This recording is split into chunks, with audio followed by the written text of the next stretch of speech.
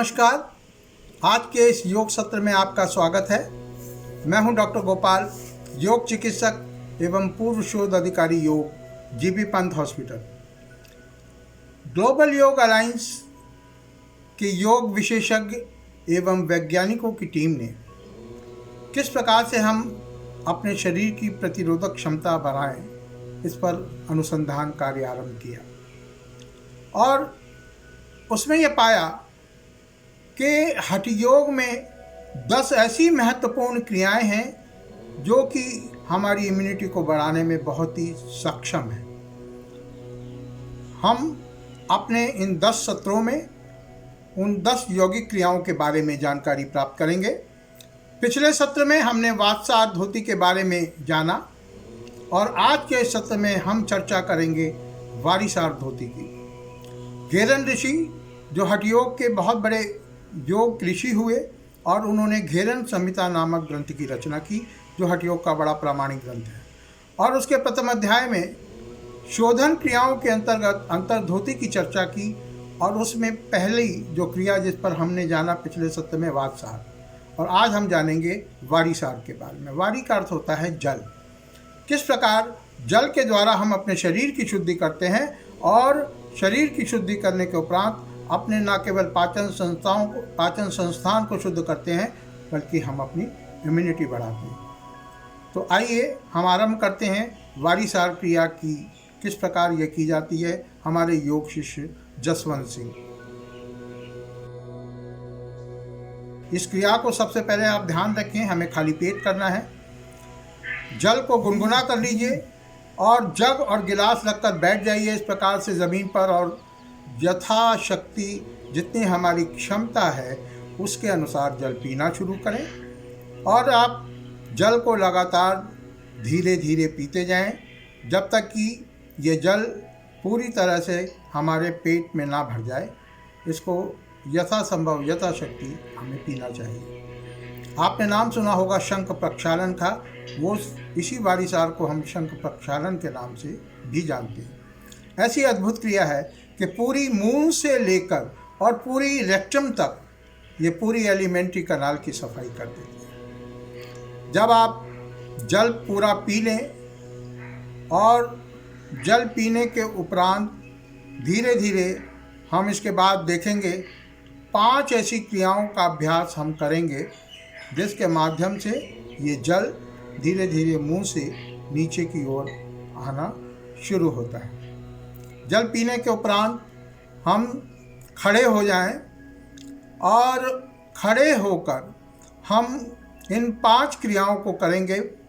आप देख रहे हैं सबसे पहले जसवंत सिंह जैसा कर रहे हैं, दोनों हाथों से हम ताड़ासन की अवस्था बनाएं और इस प्रकार से ताड़ासन करते हुए 2 से 3 बार इसका अभ्यास करें ताकि हम जल को धीरे धीरे हमारा ये जल पेट से नीचे की ओर आए।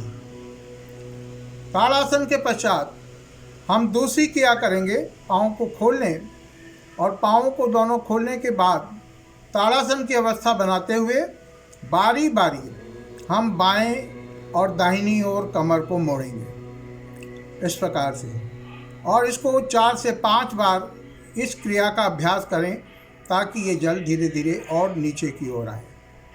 इसके पश्चात तीसरी क्रिया, फिर से दोनों हाथों को साइड में खोलकर पाँव को खोलते हुए दाहिनी ओर और बाईं ओर कमर को मोड़ते हुए और दोनों हाथों को नीचे की ओर हल्का सा कंधों से झुकाते हुए इस प्रकार से अभ्यास करेंगे ताकि ये जल फिर और थोड़ा नीचे की ओर आता जाए।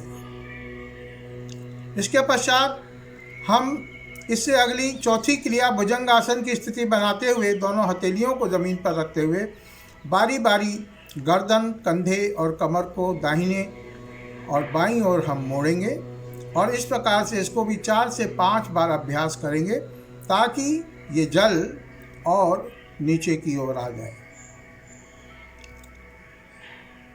इसके उपरांत बैठकर ये 5वीं क्रिया हम करेंगे और एक घुटने को ज़मीन पर और दूसरे घुटने को दूसरी तरफ और कमर को दाहिने और बाएं बारी बारी मोड़ते हुए इस प्रकार से जल को और नीचे लाने का प्रयास करेंगे और इन पांचों क्रियाओं को पुनः हम 2 से 3 बार दोहराएंगे ताकि ये जल पूरी तरह से ऊपर से अब नीचे की ओर आ जाए, और जब प्रेशर बनने लगे तब उसके पश्चात हम वॉशरूम जाकर रेक्टम के माध्यम से रेक्टम के रास्ते इसको हम विसर्जन कर देंगे।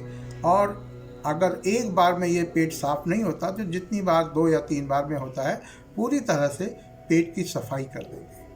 आपने देखा किस प्रकार से ये वारिसार धोती पूरे हमारे एलिमेंट्री कैनाल की सफाई करती है, मुंह से लेकर, और धीरे धीरे पूरा पानी हमारी इस पूरी एलिमेंट्री कैनाल को साफ करता हुआ रेक्टम से बाहर आ जाता है।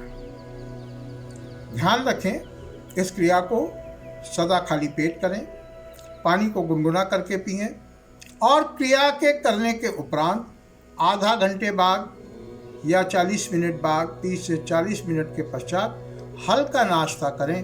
दलिया या खिचड़ी या हल्का भोजन करें, गरिष्ठ भोजन ना करें। आप देखेंगे ये इतनी अद्भुत क्रिया है, और ये केवल योग में ही बताई गई है कि जो हमारी पूरी एलिमेंट्री कैनाल की को वॉश आउट करती है, हमारे पाचन संस्थाओं को सुदृढ़ बनाती है, हमारी जठराग्नि को प्रदीप्त करती है, हमारी इम्यूनिटी को बढ़ाती है, और हमारे उदर संबंधी सभी रोगों को दूर करती है, चाहे वो कब्ज है, चाहे वो डायरिया है, या हमारी अपच, या और भी इतनी अनेकों बीमारियां हैं जो पेट की उदर से संबंधित, वो हमारे पाचन संस्थान की सभी बीमारियों को दूर करती है।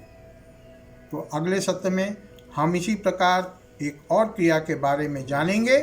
तब तक आप कोरोना से बचें, स्वस्थ रहें, सुरक्षित रहें, घर में रहें, और हाँ, सदा याद रखें, पृथ्वी और प्रकृति से प्रेम करते रहें, सदा सुखी रहेंगे। नमस्कार।